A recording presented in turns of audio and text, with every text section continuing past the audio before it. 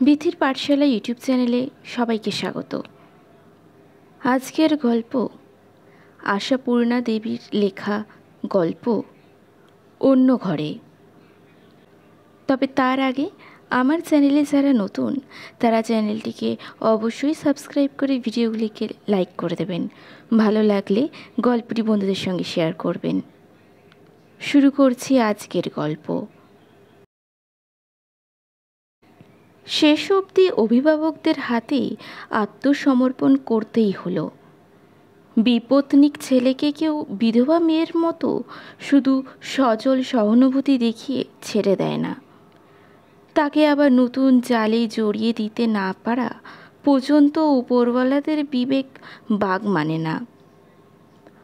অবশ্যই বিশেষ করে সুকমলদের মতো কম বয়সীদের কথাই বলছি, যারা সত্যি সহানুভূতির পাত্র, যারা 2 দিনও সংসার করতে পারেনি, যার তরুণী বধূ এতটুকুও চিহ্নও রেখে যায়নি।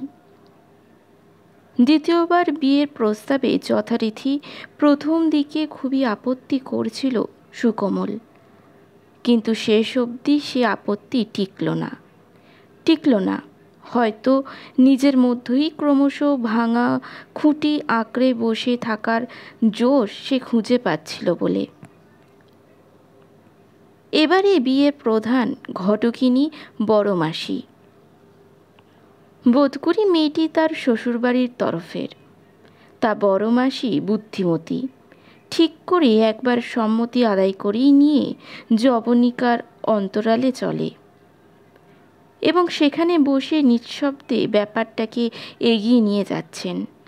মা পিসিমাও নীরব, কারণ আগের বিয়ের জন্য মন তাদের আজও ব্যথাতুর। নেহাতি ছেলের মুখ চেয়ে কাজে প্রবৃত্ত হওয়া। তারা যা করছেন নিঃশব্দেই করছেন। কিন্তু পিস্তুত বোন সাবিত্রী এ বাড়িতেই মানুষ হয়েছে। এ বাড়িতে তার অপ্রতিহত প্রতাপ। আগের বউকে সে দেখেনি, স্বামীর সঙ্গে বিদেশে ঘুরছিল, এবারে সুবিধে করে এসেছে। যাকে দেখেনি তার জন্য শোক হবার কথা নয়। তাছাড়া তার মতে দ্বিতীয়াকে যে গ্রহণ করতে চলেছে, প্রথমার জন্য শোক প্রকাশ করাটাও তার পক্ষে ধাষ্টামো। আসা মাত্রই সুকমলকে সে প্রথম সম্ভাষণ করল। ও কমলদা, বড্ড যে ফাঁকি দিয়েছিলে সেবার, দেখলে তোমার বিয়ের নেমন্তন্ন না খেয়ে ছাড়লাম না। সুকমল গম্ভীরভাবে বলল, কখন এলে? 6 ঘন্টা। কাল বিয়ে, তুমি আজও অফিস যাচ্ছ, তা কি জানি। ভাবলাম 10 দিন থেকে ছুটি নিয়ে বসে আছো। ভুল ধারণাটা ভেঙেছে তাহলে। তা তো ভাঙল।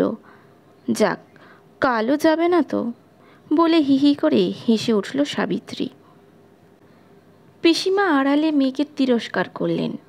ওর সামনে বিয়ে নিয়ে এত হাসি ঠাট্টা করছিস কেন বাপু? ওর মনটা ভালো নেই। সাবিত্রী চরম অবজ্ঞার বহিঃপ্রকার স্বরূপ ঠোঁট উল্টে বলে, মন ভালো নেই, আরও কত শুনব। আবার যখন টোপর মাথায় দিতে পারছে। সে কথাটা বলে খাটো দিতে পারিস না বাছা? এই বয়স থেকে কি সন্ন্যাসী হয়ে থাকবে? তা বলে আমি ওসব তা বলের ধার ধারি না। আমি যে সেবার কমলদার বিয়েতে আমোদ করতে পাইনি, এবারে ছুটিয়ে আমোদ করব। চায়ের পেয়ালাটা ঠক করে টেবিলে বসিয়ে দিয়ে সাবিত্রী ভুরু কুঁচকে বলে, এখনো টেবিলে তোমার প্রথমাকে ফুলের মালা পরিয়ে বসে রেখেছ? এটা কিন্তু ঠিক করছো না কমলদা। ছেলেবেলায় ওর বাচালতার জন্য ঢের গাঁটটা মেরেছে সুকমল, কিন্তু এখন এঁটে উঠতে পারে না। জীবনের পরিণতির দিক দিয়ে সুকমলের চাইতে অনেক উপরে উঠে গেছে সাবিত্রী, অবস্থাতেও উঠে গেছে অনেকটা। অফিসারের স্ত্রী, প্রায় সমবয়সী পিস্তুত বোনের বাচালতা সহ্য করা ছাড়া উপায় নেই। কমলকে চুপ করে থাকতে দেখে সাবিত্রী আবার বলে, চুপ করে রইলে যে? এ ছবিখানা এখানে রাখা চলে না। চকিতে একবার ছবির দিকে দৃষ্টিপাত করে সুকোমল গম্ভীরভাবে বলে, কেন? ও আবার কেন কি? পুরনো প্রিয়ার স্মৃতি আঁকড়ে বসে থাকো, তোমার নবকথা সহ্য করবে কেন? সহ্য করবে না?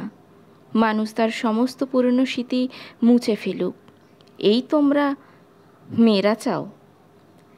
এক্ষেত্রে অন্তত তুমি যে আগের বউয়ের ছবির গলায় রোজ ফুলের মালা ঝোলাবে আর সে বেচারা পুটপুট করে তাই দেখবে, তা চলে না। হিংসে বুক ফেটে মরে যাবে? যাবেই তো, 100 বার। যাবে না কেন তাই বলো? তাছাড়া এ ছবি রাখবেই বা কেন? ওর সামনে তুমি নতুন বউকে।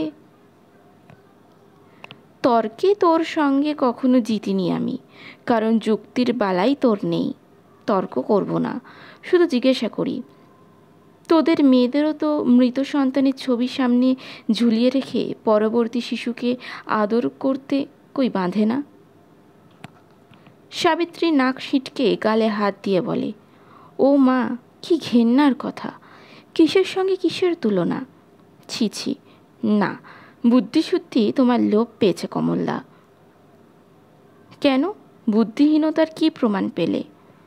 আমার মতে স্ত্রী গেলে দ্বিতীয়বার স্ত্রী গ্রহণ যত গর্হিত, তার চাইতে ঢের বেশি গর্হিত সন্তান গেলে আবার সন্তান আবাহন। সেই মাতৃস্নেহই তো আবার উজাড় করে দেবে নতুনকে। দুধ খাওয়াবে, ঘুম পাড়াবে, কোলে করবে, কোথাও বাঁধবে না। স্ত্রী তো তবু পরের মেয়ে। সাবিত্রী অভ্যাসে সাদা ঠোঁটের ভঙ্গি করে বলে, পাগলের পাগলামি শুনে তো সংসার চলবে না। মোট কথা, এই ছবি অন্তত এত চোখের সামনে রাখা হবে না, হয়তো এইখানে এইখানে।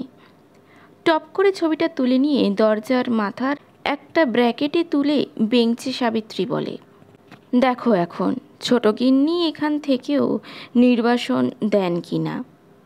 যাক, তোমার আলমারির চাবিটা একবার দাও তো। ড্রয়ার থেকে চাবিটা বার করে দিতে গিয়ে সুকোমল সন্দিগ্ধভাবে বলে, কি হবে? দরকার আছে, দাও না। শুনি না দরকারটা। ডাকাতি করব।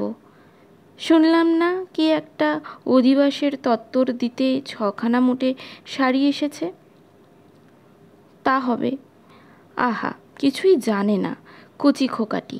বলি, তোমারই না হয় 2nd এডিশন, তার তো আর নয়। তাছাড়া আমি তত্ত্ব সাজাবো। আরও কিছু কাপড় দেওয়াই যদি বিধি হয় তো দাওগে। কি চাও? টাকা কত চাই? সাবিত্রী বলে, কেন? আবার মেলা টাকাগুলো খরচ করে এক গাদার শাড়ি কেনার দরকার কি? শুনলাম সে বউয়ের 3 ভাগ শাড়ি আনকোবাই আছে, সেগুলো দিতে দোষ কি?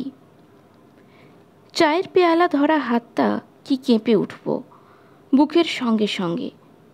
সাবধানে ওটাকে নামিয়ে রেখে সুকোমল সাবিত্রীর বেপরোয়া মুখের দিকে তাকিয়ে বলে, দোষগুণের কথা থাক, বাজারে আর শাড়ি মিলবে না এমন তো নয়। তা ওগুলো নিয়ে তুমি করবে কি? সে এসে তো পড়বেই। এখন হবু সৌষ্ঠব করে 4টি সাজিয়ে দেওয়া যেত। ওগুলো পড়তেই হয় এমন কোন আইনে আছে? জানি না। না পড়ে ছাড়বে? সাবিত্রী এবার রেগে উঠে দাঁড়ায়। তর্ক সে ভালোবাসে, তর্কের গন্ধ পেলে রক্ষে নেই। কিন্তু এরকম ঠান্ডা প্রতিবাদে ওর গায়ে জ্বালা ধরে, তাই উঠে যাবার সময় 2 হাত উল্টে বলে যায়, আমার আর কি, ওরকম দুঃখীর মতো তত্ত্ব সাজাতে পারবো না, সাজাবও না। চুকে গেল ল্যাঠা, মামি নিজেই সাজাক। সাবিত্রী চলে যাবার পর অনেকক্ষণ সে শূন্যতার দিকে তাকিয়ে থাকে। সুকোমল, সব মেয়েই কি এই রকম অসার ফাঁকা? সাধনাও কি এই মেয়েই ছিল? শুধু স্বল্প অবসরে টের পাওয়া যায়নি।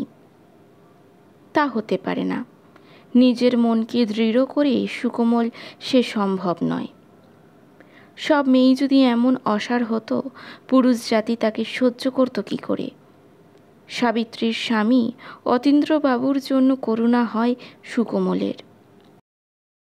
যে চাবি সাবিত্রীর হাতে দিতে গিয়েও দেয়নি, সেই চাবির রিংটা রাত্রে বার করল সুকোমল। অনেক রাত্রে, বাড়ির সবাই যখন আগামী দিনের সমস্ত গোছগাছ করে রেখে ক্লান্ত হয়ে ঘুমিয়েছে। এ চাবি সাধনার গায়ের গয়নাগুলির সঙ্গে পাঠিয়ে দিয়েছিলেন সাধনার মা। সব কিছুই দিয়ে দিয়েছিলেন তিনি। একটা নাতি নাতনি হয়নি যে তার স্বার্থেও কিছু আগলাবেন। সুস্থ মেয়েকে নিয়ে গিয়েছিলেন আদর করে। সে মেয়েকে আর ফেরত দিতে পারেননি বলে জামাইকে আর সেই অবধি মুখ দেখাননি তিনি। সাধনার বাবার দেওয়াই আলমারি। ওপরের দুটো তাক বোঝাই সাধনার জিনিস, নিচের দিকে সুকোমলের। এভাবেই গুছিয়ে রেখে গিয়েছিল সাধনা। নিজের প্রয়োজনে মাঝে মাঝে খুলতে হয়, কিন্তু উপরের তাকে কোনো দিন হাত ঠেকায়নি সুকোমল। যেমন আছে থাক, সাধনার গোছানো। কোনো সময় খুলবে না ভেবে একবার নিজের জামা কাপড় বার করে নেবার ব্যবস্থা করেছিল, কিন্তু বার করে নিতে কেমন মায়া হলো। মনে হলো অলক্ষ্যে বসে সাধনা ম্লান সুরে বলছে, আমি তো বাধ্য হয়ে তোমার সঙ্গ হতে বিচ্ছিন্ন হয়ে আছি, ওগুলোকে আর আলাদা করছো কেন? আমরা যে দুজনে একদিন একত্রিত ছিলাম, সে স্মৃতি ওদের মধ্যে থাক না। আলাদা করা হয়নি। আজ ধীরে ধীরে আলমারিটা খুলে সুকোমল গভীর রাত্রে ঘরের দরজার খিল এঁটে এই আরশি বসানো চমৎকার আলমারিটা ঘরের জায়গা জুড়ে থাকবে, আর ঘরের ঘরণী সেটা ব্যবহার করতে পাবে না। এ হয়তো হবে না, কে জানে, হয়তো এসে সে সর্বগ্রাসী দখল শুরু করে দেবে। কে জানে সে সাবিত্রীর মতোই মনোবৃত্তিওয়ালা মেয়ে কিনা। সাবিত্রী ভয় ধরিয়ে দিয়েছে। তার চাইতে সরানো থাক সব। মনের নিভৃত কোণের ছবির মতোই লুকানো থাক সাধনার অনেক আকাঙ্ক্ষার বস্তুগুলি। কত শাড়ি, কত জামা, কত অসংখ্য টুকিটাকি নববিবাহিতার অপর্যাপ্ত সঞ্চয়ের উপরও জমা হয়েছে। পিত্রালয়ের আর শ্বশুরালয়ের 2টি বছর আদরের উপহার। পুজোয়, শীতে, রথে, দোলে, নববর্ষে, জন্মদিনে, কারণে অকারণে। 2 বছর আর কটাই বা পরে শেষ করেছিল। বাপের বাড়ি যাওয়ার সময় নিয়েও যায়নি কিছু, শুধু পরিপাটি করে গুছিয়ে রেখে গিয়েছিল। সাধনার হাতের গোছানো জিনিসগুলো স্নানভস্ম হলো এতদিন পরে। সমস্ত জিনিসগুলো বিছানার উপর স্তূপীকৃত করে যেন ক্লান্ত হয়ে একটু বসল সুকোমল। জামা কাপড়ে অন্তরালে এত ছেলে মানুষই জিনিস ছিল কে জানত। কৌটোই কত, একটি প্লাস্টিকের কৌটোর 4টি কাঁচের চুড়ি, একটি কাগজের বাক্সে নানা রঙের পশমের নমুনা, ছোট্ট কৌটায় সোনালি টিপের উপহারে পাওয়া হরেক রকমের সিঁদুরের কৌটো। একটি কাশ্মীরি কাজ করা কাঠের বাক্সে যত্নে তুলে রাখা আছে সুকোমলের কাছে পাওয়া স্বল্প কয়েকটি চিঠি। সাধনার প্রকৃতিটি এমনই গোছানোই ছিল না, সে মনে মনে টের পেয়েছিল চিরদিনের জন্য বিদায় নিচ্ছে। না, তা কেন ভাববে? এতটুকু অসুস্থতার আভাস নিয়েও তো যায়নি। গিয়ে জ্বর হলো আর মারা গেল। না, এসব কাউকে দেখতে দেবে না সুকোমল, লুকিয়ে সরিয়ে রাখবে। এই অতৃপ্ত বাসনার বস্তুগুলির উপর দস্যুতা সহ্য করতে পারবে না সে। খাটের তলায় একেবারে ভিতরের দিকে ঢোকানো ছিল একটি মস্ত বড় স্টিলের ট্রাঙ্ক, সাধনার বিয়ের। নিচু হয়ে অনেক কষ্টে ট্রাঙ্কটাকে টেনে বার করল সুকোমল, আস্তে আস্তে, নিঃশব্দে।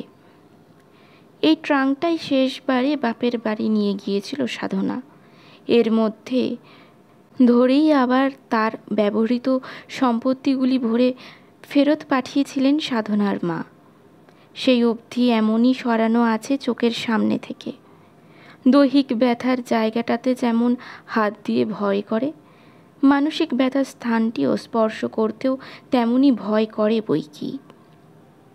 সাবিত্রীদের হয়তো করে না, তবু অনেকের করে। এর ট্রাঙ্কের চাবিরও রিং আছে। আলমারি খুলতে তেমন কুণ্ঠা আসে না, যেমন আসে বাক্স খুলতে। তবুও খুলে ফেলল সুকোমল। ঘুমন্ত ডালাটা যেমন মৃদু একটা আর্তনাদ করে দাঁড়িয়ে উঠল। গয়নার বাক্সটা আর সামান্য কিছু শাড়ি জামা, যেগুলি কয়েকদিন পরবে বলে নিয়ে গিয়েছিল। আধখানা ব্যবহার করা একটা সেন্টের শিশি, মলিন হয়ে যাওয়া প্যাড, সমস্ত আধকৌটো পাউডার।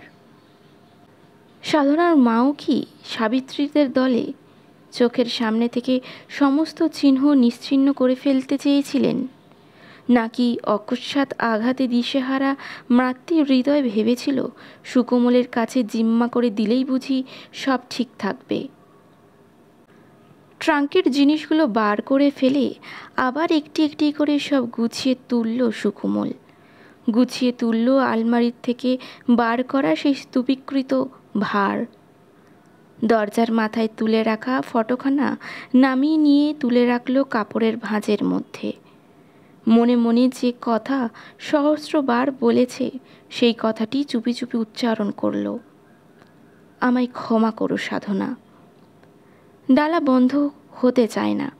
আস্তে আস্তে হাতের চাপ দিয়ে বন্ধ করল ডালা। তারপর চাবিটা কলে ঢুকিয়ে অনড় হয়ে বসে থেকে একসময় আরও আস্তে ঘুরিয়ে দিল, যেন শুধু সাধনার জীবনের এই বস্তুর সঞ্চয়গুলিই নয়, আপন হৃদয়ের সমস্ত সঞ্চয়ও নিভৃত কোথাও লুকিয়ে রেখে চাবি বন্ধ করে ফেলল সুকোমল। এ সঞ্চয়ের উপর কারোর হাত পড়তে দেবে না। এ সঞ্চয় সরিয়ে রাখবেই এ ঘরের থেকে অন্য ঘরে। আজকের গল্পটি কেমন লাগলো কমেন্টে অবশ্যই জানাবেন। ভালো লাগলে ভিডিওটিকে একটি লাইক করবেন এবং চ্যানেলটিকে সাবস্ক্রাইব করে বন্ধুদের সঙ্গে শেয়ার করবেন। ধন্যবাদ।